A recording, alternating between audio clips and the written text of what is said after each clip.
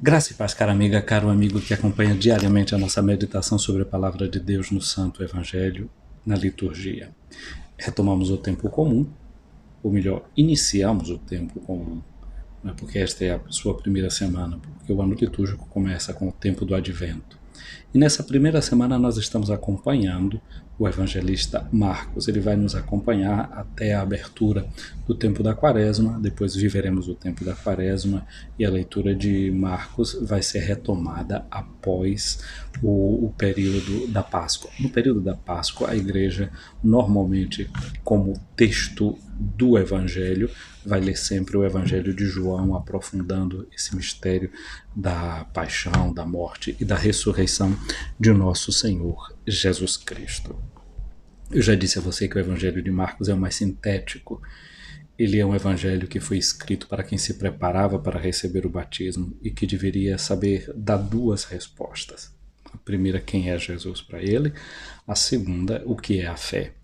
E Marcos é interessante, ele não pertencia ao grupo que acompanhava Jesus desde a Galileia, ele não era um discípulo direto de Jesus, ao que parece ele era de Jerusalém, a sua família vivia ali, e ao que se sabe talvez até Jesus encontrasse espaço no coração da sua família quando passava por Jerusalém.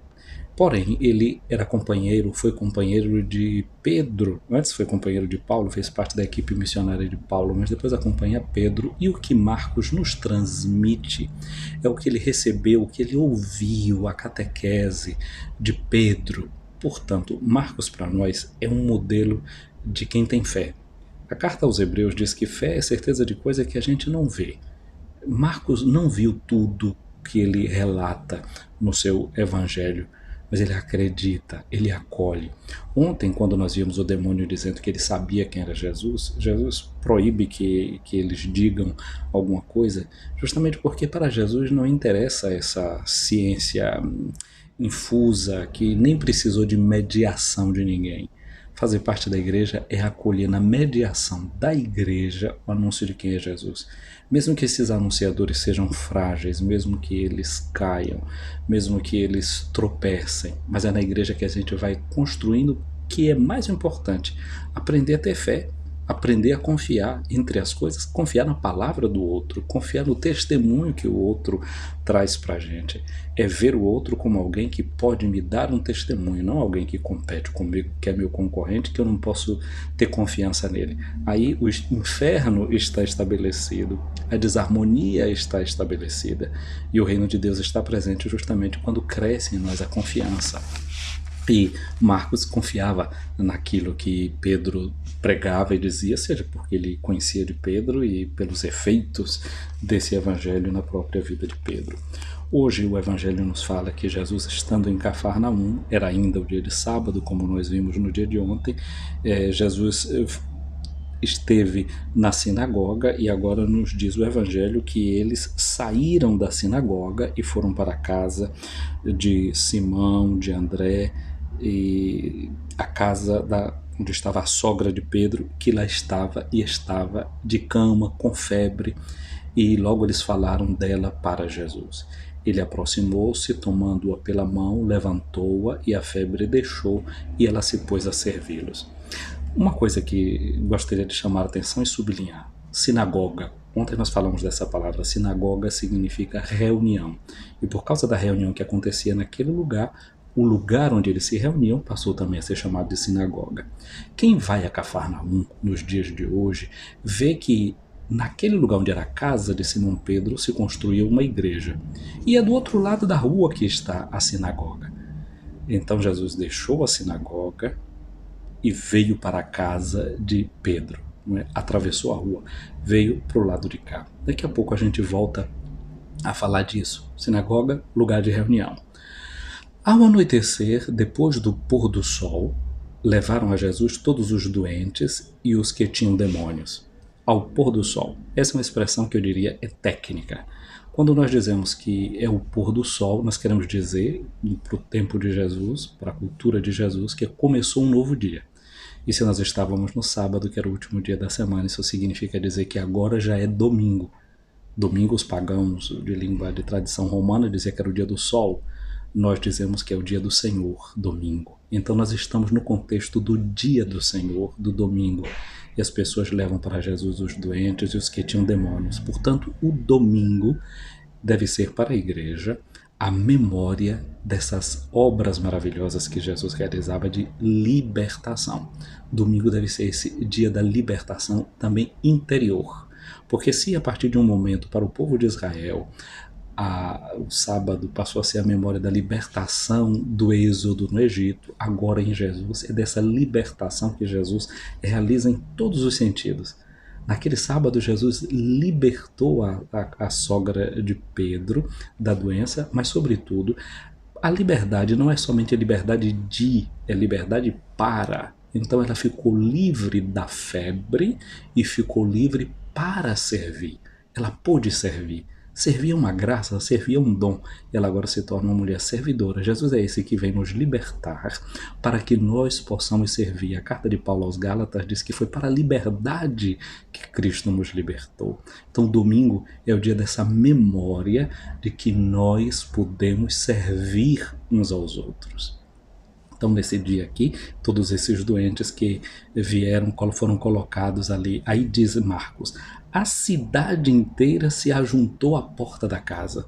Se ajuntou à porta da casa significa se reuniu na porta da casa. Eu disse a você que sinagoga significa reunião. Ou seja, a presença de Jesus oferece alternativas de encontro. O reino de Deus chega trazendo alternativas de espaço de encontro com Deus.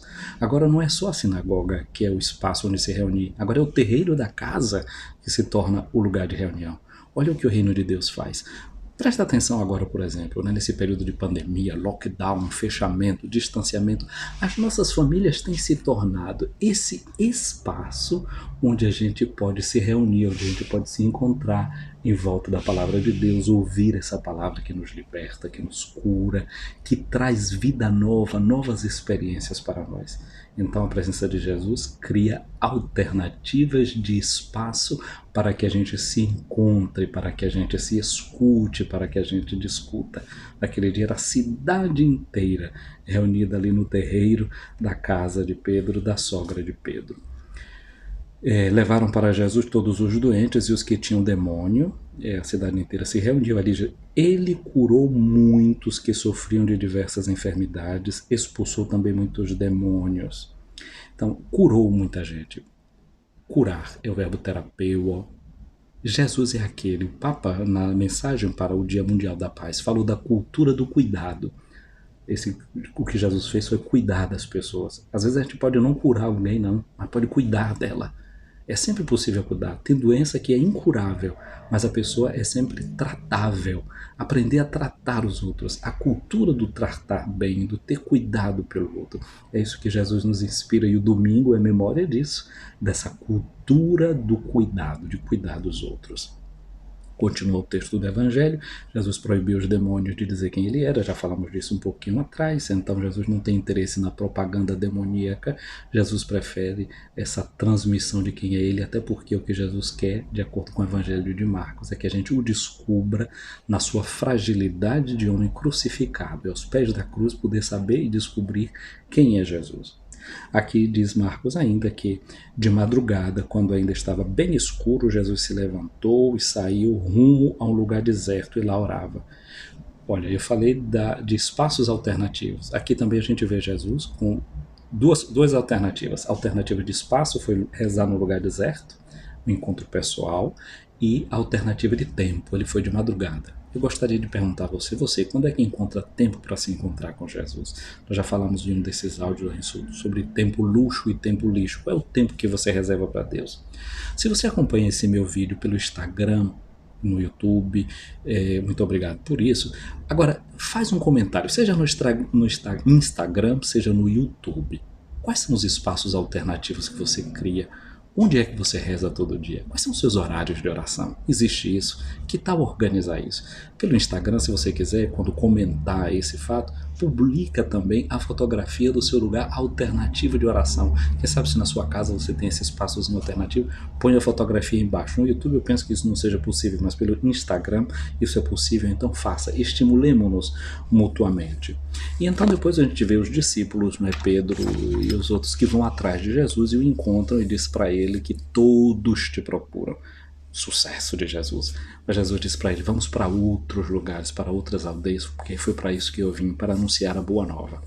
Jesus não está interessado na sua fama que cresça, Jesus está interessado sobretudo em anunciar o reino de Deus em todos os lugares e em todas as circunstâncias. Peçamos a Jesus hoje essa graça de ter também essa tranquilidade, essa serenidade que ele tinha de saber viver seu encontro com o Pai e também querer viver bons encontros com as pessoas, sem tanta preocupação de sua fama, mas sobretudo querendo cumprir bem a sua missão, ter foco naquela missão para a qual ele veio.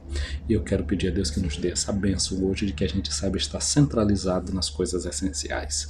Venha sobre você, minha amiga, meu amigo, a bênção de Deus Todo-Poderoso, o Pai, o Filho e o Espírito Santo. Amém.